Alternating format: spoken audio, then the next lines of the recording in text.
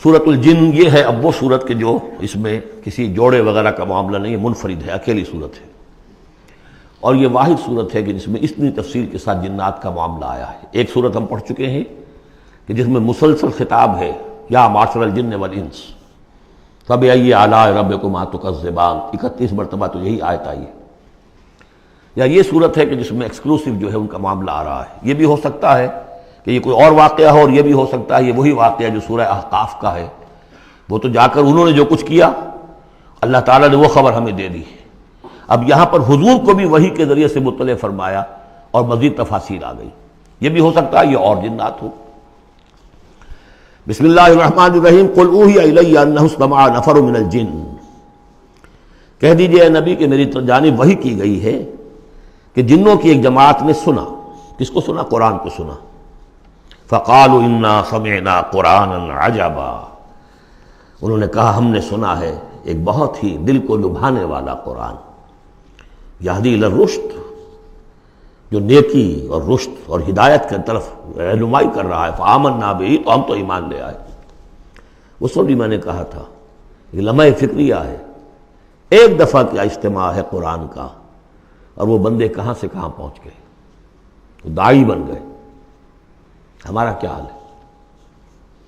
ہم نے اس معنی میں قرآن کبھی پڑھا ہی نہیں، سنا ہی نہیں۔ سنتے ہیں تو خیبر میل کی سپیڈ سے جو پڑھ رہا ہوتا قاری، 5 دن میں پورا قرآن، 6 دن میں پورا قرآن، اور اشتہار دیے جا رہے ہیں۔ یہ ہے ہمارا ریچول۔ یہاں تو 20 منٹ میں ہو جاتی ہے، یہاں 30 منٹ، یہاں چلو وہاں اور اس سے بھی کم میں ہو جاتی ہے، وہاں چلو۔ قرآن کا نتیجہ تو یہ نکلنا چاہیے وہ آپ کو پوزیس کر لے، جانے نہ دے۔ انا سمعنا قرآنا عجبا یہدی الی الرشد فآمنا بہ ولن نشرک بربنا احدا، اب ہم کبھی بھی اپنے رب کے ساتھ کسی کو شریک نہیں ٹھہرائیں گے۔ وانہ تعالی جد ربنا، اور یقیناً ہمارے رب کی عزت شان بہت بلند ہے۔ متخذ صاحبۃ ولا ولدا، اس نے نہیں اختیار کی نہ کوئی بیوی اور جورو، نہ کوئی اولاد۔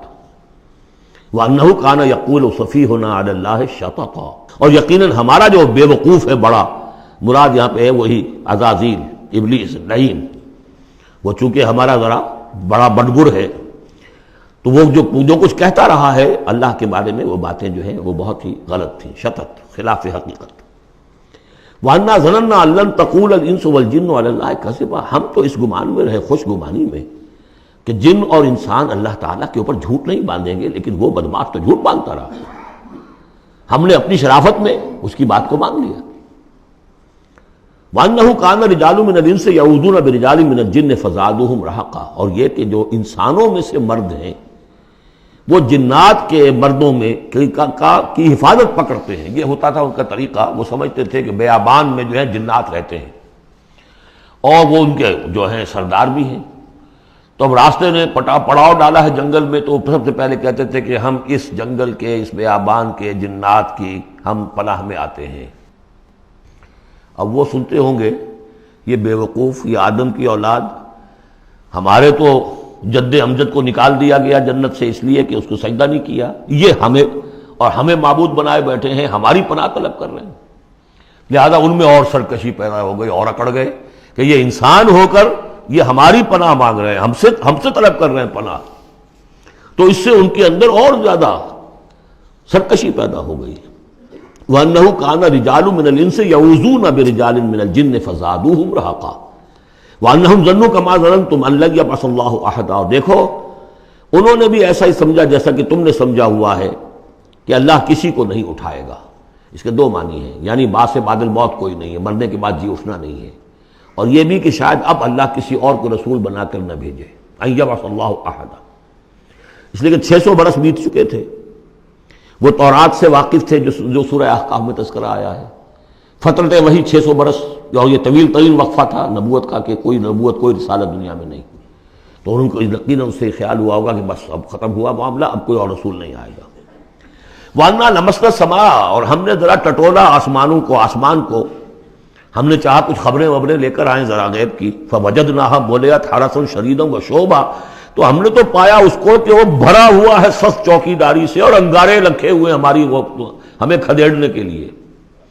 یعنی یہ کہ ہمیں معلوم ہو گیا کہ کوئی واقعی وقت ایسا ہے کیونکہ یہ سارا انتظام خاص طور پر جب کہ وحی نبوت آتی تھی تو اہتمام کر لیا جاتا تھا۔ عام حالات میں کوئی بات نہیں، روح اتر رہے ہیں فرشتے، اور یہ جو ہیں یہ آگ سے بنے ہیں، وہ نوری ہیں یہ ناری ہیں، کچھ نہ کچھ ان سے یارانہ گانٹھ کے کچھ نہ کچھ ان سے لے لیتے تھے، یا یہ کہ اچک لیا، من استرق سرقۃ، کسی نے کوئی چیز جو ہے کہیں سے لے لی۔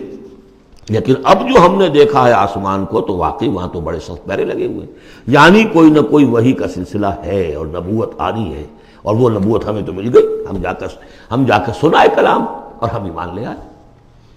وَأَنَّا لَمَسْنَا السَّمَاءَ فَوَجَدْنَاهَا مُلِئَتْ حَرَسًا شَدِيدًا وَشُهُبًا وَأَنَّا كُنَّا نَقْعُدُ مِنْهَا مَقَاعِدَ لِلسَّمْعِ، اور ہم وہاں بیٹھا کرتے تھے، وہاں پہ گھاٹ میں بیٹھا کرتے تھے کچھ سنگل لینے کے لیے، مقاعد، مقعد بیٹھنے کی جگہ، مورچہ جہاں پہ بیٹھا جائے، ہم وہاں پر اپنے ٹھکانوں میں بیٹھا کرتے تھے۔ فَمَن يَسْتَمِعِ الْآنَ، لیکن اب اگر کسی نے کچھ سننے کی کوشش کی، يَجِدْ لَهُ شِهَابًا رَصَدًا، وہ پائے گا اپنے واسطے ایک انگارہ گھات میں، میزائل پیچھا کرے گا اس کا۔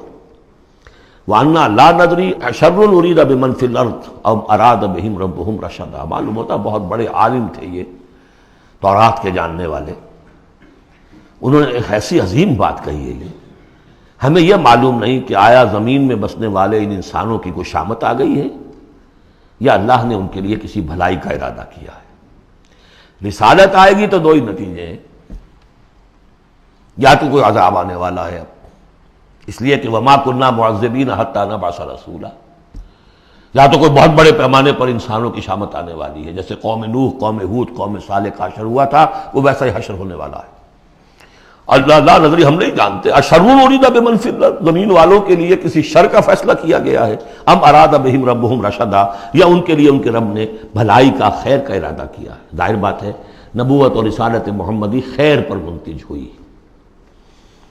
وَأَنَّا مِنَّا الصَّالِحُونَ وَمِنَّا دُونَ ذَلِكَ، اور دیکھو ہمارے اندر نیک بھی ہیں، جنات نیک بھی رہے ہیں اور دوسری طرح کے بھی ہیں، بد نہیں کہا، یہ ہے حکمت تبلیغ، بروں کو بھی برا نہ کہو، ہاں دوسری قسم کے بھی ہیں، نیک بھی ہے اور دوسری قسم کے بھی ہیں۔ کُنَّا طَرَائِقَ قِدَدًا، ہم تھے مختلف راستوں پر جو کہ ایک دوسرے سے پھٹے ہوئے تھے۔ یہ قددا جو آیا تھا نا، قدت قمیصہ، پھٹ جانا قمیص کا۔ وَأَنَّا ظَنَنَّا أَن لَّن نُعْجِزَ اللَّهَ فِي الْأَرْضِ وَلَن نُعْجِزَهُ هَرَبًا، اور ہم نے یہ جان لیا کہ ہم اللہ کو عاجز نہیں کر سکتے، ہرا نہیں سکتے، نہ زمین میں بھاگ کر، اور ہم کہیں بھاگ کر اور زمین میں اللہ کو شکست نہیں دے سکتے، اس کی پکڑ سے نکل نہیں سکتے۔ وَأَنَّا لَمَّا سَمِعْنَا الْهُدَىٰ آمَنَّا بِهِ، اور ہم نے تو جب وہ ہدایت سنی، الہدا سنا، اس کی استماع ہم نے کیا، ہم تو اس پر ایمان لے آئے۔ فَمَن يُؤْمِن بِرَبِّهِ فَلَا يَخَافُ بَخْسًا وَلَا رَهَقًا، تو جو کوئی بھی ایمان لائے گا اپنے رب پر، اسے کوئی خوف نہیں ہوگا کہ نہ اسے کوئی نقصان دیا جائے گا، نہ اس پر کوئی زبردستی ہوگی، کوئی زیادتی ہوگی، جیسے جیسے ان کے اعمال صالحہ ہیں پورے پورے اللہ تعالیٰ ان کا اجر ان کو دے دے گا۔ وَأَنَّا مِنَّا الْمُسْلِمُونَ وَمِنَّا الْقَاسِطُونَ، اور دیکھو ہمارے اندر وہ بھی ہیں جو فرما بردار ہیں اور وہ بھی ہیں جو بے انصافی کرتے ہیں۔ یہ قسط کے لفظ کے ساتھ سمجھ لیجئے، جب یہ ثلاثی مجرد میں آتا ہے تو قاسط اس میں فاعل بنا، وہ ناانصاف کے معنی میں ہے، یہ باب افعال کے خواص میں سے ہے، سلب ماخذ اس کو کہتے ہیں۔ جب باب افعال میں آئے گا تو اس کے معنی ہے عدل و انصاف، اور جب ثلاثی مجرد میں آئے گا تو ناانصافی۔ قاسطون فمن اسلم فاولئک تحروا رشدا، جو لوگ اسلام لے آئے، اطاعت قبول کر لی، تو انہوں نے تو گویا کہ ڈھونڈ نکالی خیر کی راہ، نیکی کی راہ انہوں نے تلاش کر لی۔ وَأَمَّا الْقَاسِطُونَ، اور جو بے انصاف فَكَانُوا لِجَهَنَّمَ حَطَبًا، وہ لوگ جو ہے پھر جہنم کا ایندھن بن کر رہیں گے۔ یہاں تک ان کی تقریر ہے جو انہوں نے تبلیغ کی ہے۔ اب جو بات آگے آ رہی ہے یہ خود اللہ کی طرف سے کلام ہے۔ أَن لَوِ اسْتَقَامُوا عَلَى الطَّرِيقَةِ لَأَسْقَيْنَاهُم مَّاءً غَدَقًا، اور یہ کہ یہ اگر لوگ اپنے اس طریقے پر جو طریقہ انبیاء کا تھا، جو آدم نے دیا تھا، جو نوح نے دیا تھا، یہ چلتے رہتے تو ہم انہیں خوب پلاتے، پانی بھر بھر کر خوب سیراب کرتے ان کو۔ یہاں لفظ طریقت آیا ہے قرآن میں، شریعت، طریقت۔ ثم جعلناک علی شریعت من الامر، شریعت اور یہ طریقت، دونوں کا مفہوم ایک ہے، طریقہ اور شریعت، لیکن یہ کہ اس کا استعمال ہو رہا ہے کہ شریعت سے مراد لی جاتی ہے جو دین کا قانون ہے، اس کے ظاہری پہلو، قانونی پہلو، اور طریقت اسی کے باطنی پہلو کا نام ہے کہ ایک نماز ہے، وضو کیسے کرو گے، کیا فرائض ہیں، کیا نوافل ہیں، کیا کام رہ گیا تو وضو نہیں ہوا، یہ شریعت بتائے گی، یہ آپ کو فقیہ بتائیں گے، یہ آپ کو مفتی حضرات بتائیں گے۔ لیکن نماز کی اصل روح تو ہے خشوع اور خضوع، حضور قلب، یہ پھر طریقت کی طرف منتقل کر دیا گیا. بدقسمتی سے پھر ان کو پھاڑ دیا گیا، وہ علیحدہ علیحدہ ہو گئے. یہ سب چیزیں یکجا ہونی چاہیے تھی.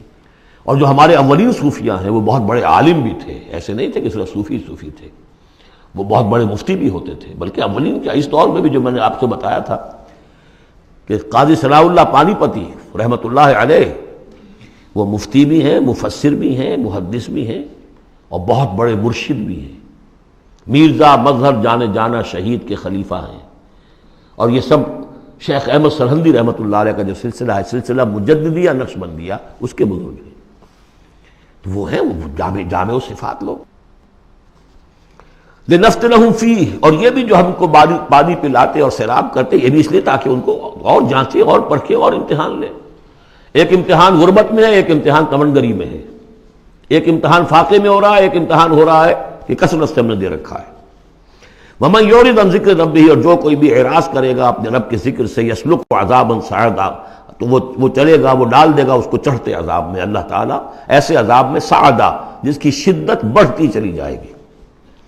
وَأَنَّ الْمَسَاجِدَ لِلَّهِ فَلَا تَدْعُوا مَعَ اللَّهِ أَحَدًا، اور دیکھو مسجدیں اللہ کے لیے ہیں.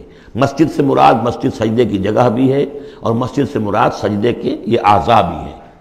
یہ پیشانی اور یہ ناک اور یہ ہاتھ اور یہ پاؤں، ایڑیاں اور وہ پنجے، یہ سارے جو ہیں یہ سجدے کے جو جسم کے حصے ہیں. یہ مسجدیں بھی اور سجدے کی جگہ بھی للہ ہے، سب اللہ کی ملکیت ہے. فلا تدعوا مع اللہ احد، اللہ کے ساتھ کسی اور الہ کو مت پکارو. وانہ لما قام عبد اللہ یدعوہ قالوا یکونون علیہ لبدا، اور یہ اب یہاں پھر قول آ گیا ہے انہی کا جنات کا کہ جب وہ عبداللہ کو ہم نے دیکھا، وہ کھڑا تھا، وہ قرآن پڑھ رہا تھا، وہ نماز پڑھا رہا تھا. لما قام عبداللہ یدعوہ، اسے پکار رہا تھا اللہ کو، اللہ کا بندہ. قالوا یکونون علیہ لبدا، وہ تو ایسے ہو رہے تھے سننے والے گویا کہ اس کے اوپر ٹھٹ کے ٹھٹ جمع ہو جائیں گے وہاں پر، لیکن یہ کہ وہ ایمان نہیں لا رہے تھے. قل انما ادعو ربی، کہہ دیجئے اے نبی صلی اللہ علیہ وسلم، دیکھو میں پکارتا ہوں اپنے رب کو. ولا اشرک بہ احدا، اس کے سوا میں کسی اور کو شریک کرنے کے لیے تیار نہیں. قل انی لا املک لکم ضرا ولا رشدا، کہہ دیجئے مجھے کوئی اختیار حاصل نہیں ہے تمہارے لیے، نہ کسی نقصان کا اور نہ کسی راہ پر لانے کا. میں تمہیں ہدایت نہیں دے سکتا. وہ آیت یاد کر لیجئے، انک لا تہدی من احببت ولکن اللہ یہدی من یشاء. اے نبی آپ ہدایت نہیں دے سکتے جسے بھی چاہیں، وہ تو اللہ ہی ہدایت دیتا ہے جس کو چاہتا ہے. قل انی لن یجیرنی من اللہ احد ولن اجد من دونہ ملتحدا، کہہ دیجئے میں ہرگز نہ پاؤں گا کہ مجھے اللہ کے سوا کوئی پناہ دے سکے. یجیرنی من اللہ احد، اللہ کی پکڑ سے بچانے کے لیے مجھے کوئی پناہ دے سکے میں نہیں پاؤں گا. ولن اجد من دونہ ملتحدا، اور اللہ کے سوا میں کہیں جو ہے کوئی اپنا سر چھپانے کی جگہ نہیں پاؤں گا. الا بلاغا من اللہ ورسالاتہ، الا یہ کہ میں اس کی طرف سے پیغامات اور اس کی طرف سے تبلیغ کا فریضہ سر انجام دوں. اگر میں نے یہ کام نہیں کیا تو میں پکڑا جاؤں گا. فَلَنَسْأَلَنَّ الَّذِينَ أُرْسِلَ إِلَيْهِمْ وَلَنَسْأَلَنَّ الْمُرْسَلِينَ، ہم تو پوچھ کر رہیں گے ان سے بھی جن کی طرف رسولوں کو بھیجا، اور پوچھ کر رہیں گے رسولوں سے بھی. وَمَنْ يَعْصِ اللَّهَ وَرَسُولَهُ، جو کوئی بھی اللہ اور اس کے رسول کی نافرمانی کرے گا، فَإِنَّ لَهُ نَارَ جَهَنَّمَ خَالِدِينَ فِيهَا أَبَدًا، تو اس کے لیے تو پھر جہنم کی آگ ہے جس میں وہ ہمیشہ ہمیش رہے گا. حتیٰ اذا رأوا ما یوعدون، یہاں تک کہ جب وہ دیکھیں گے جس چیز کی انہیں دھمکی دی جا رہی ہے. فَسَيَعْلَمُونَ مَنْ أَضْعَفُ نَاصِرًا وَأَقَلُّ عَدَدًا، اس وقت انہیں معلوم ہو جائے گا کون کمزور ہے مددگاروں کے اعتبار سے اور کون اقلیت میں ہے تعداد کے اعتبار سے. وہ تانے دیتے تھے نا کہ دیکھو محمد تمہارے پاس تو بیٹھے بھی ہوتے ہیں تو ہمارے کمی کاری بڑے لوور طبقات کے لوگ، اور وہ بھی چند ہوتے ہیں. دیکھو جا کے ابو جہل کی محفل بھری ہوئی ہے، بڑے بڑے لوگ بیٹھے ہوئے ہیں وہاں پر. اس وقت معلوم ہو جائے گا من اضعف ناصرا واقل عددا. یہ سورہ مریم میں بہت تفصیل سے یہ مضمون آیا ہے. قل ان ادری اقریب ما توعدون ام یجعل له ربی امدا، کہہ دیجئے نبی مجھے یہ معلوم نہیں ہے آیا جس چیز کا تم سے وعدہ کیا جا رہا ہے، جس چیز کی دھمکی دی جا رہی ہے. وعدہ اور وعید بنیاد ایک ہی ہے، اصل میں اصل الفاظ ایک ہی ہیں. وعید دھمکی، وعدہ لیکن حروف اصلی وہی ہے. آیا وہ قریب آ چکی ہے اسے، یا ام یجعل له ربی امدا، یا یہ کہ میرا رب اس کے لیے ابھی کچھ مہلت دے، کوئی تمہاری رسی دراز کرے، یہ میں نہیں جانتا. یہ سورہ انبیاء کے آخر میں بھی آیا تھا قُلْ نَدْرِي أَقَرِيبٌ أَمْ بَعِيدٌ مَا تُوعَدُونَ، کہہ دیجئے اے نبی میں نہیں جانتا کہ جس چیز کا تم سے وعدہ کیا جا رہا ہے وہ قریب آ چکی ہے یا بھی دور ہے۔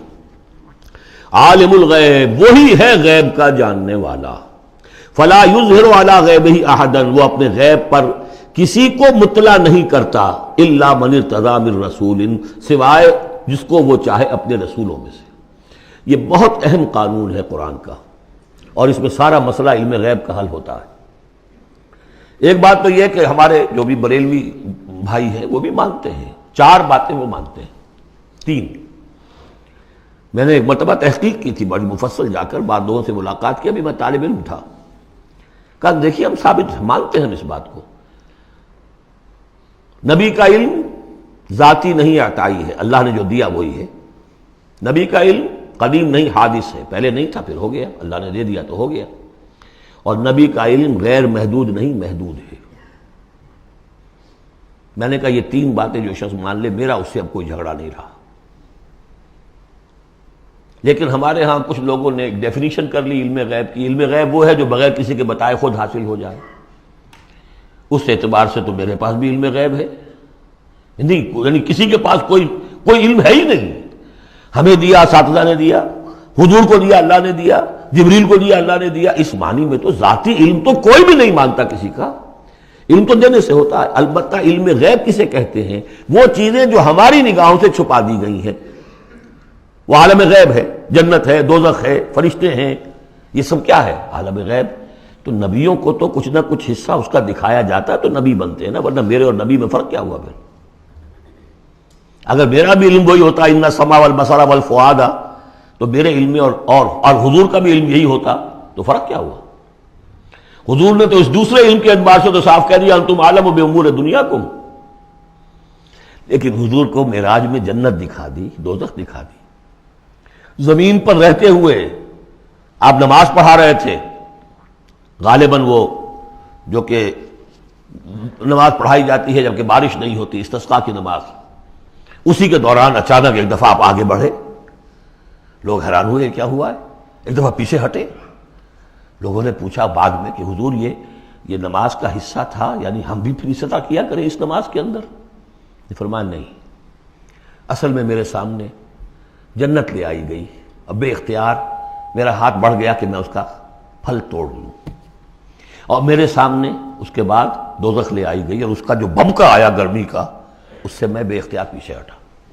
دنیا میں سیر کرا رہے ہیں، بہرحال یہ غیب ہی میں سے ہے۔ البتہ کل غیب، یہ جو مانے اللہ نبی کے لیے وہ کافر ہے، اور وہ مانتے ہیں، بریلوی بھی مانتے ہیں، کل غیب کا کوئی سوال ہی نہیں۔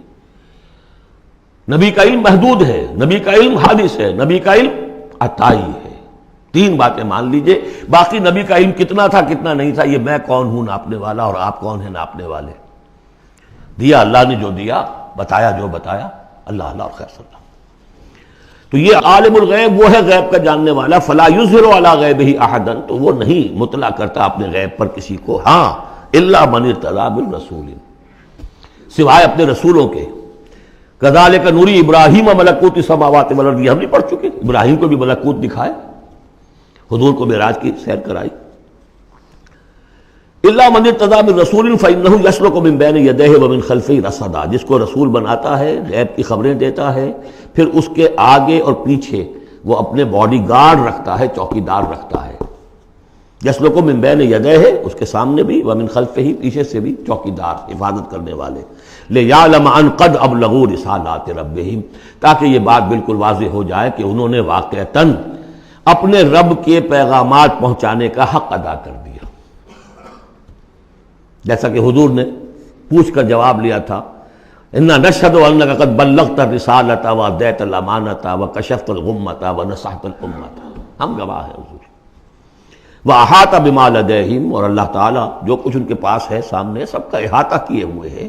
واحصا کل شیء عددا، اور ہر شے کی اس کی جو انوینٹری ہے وہ بڑی مکمل ہے، کوئی چیز وہاں سے غائب ہونے والی نہیں ہے، ہر ایک کا عدد کے ساتھ حساب کتاب کا اس نے رکھا ہوا ہے۔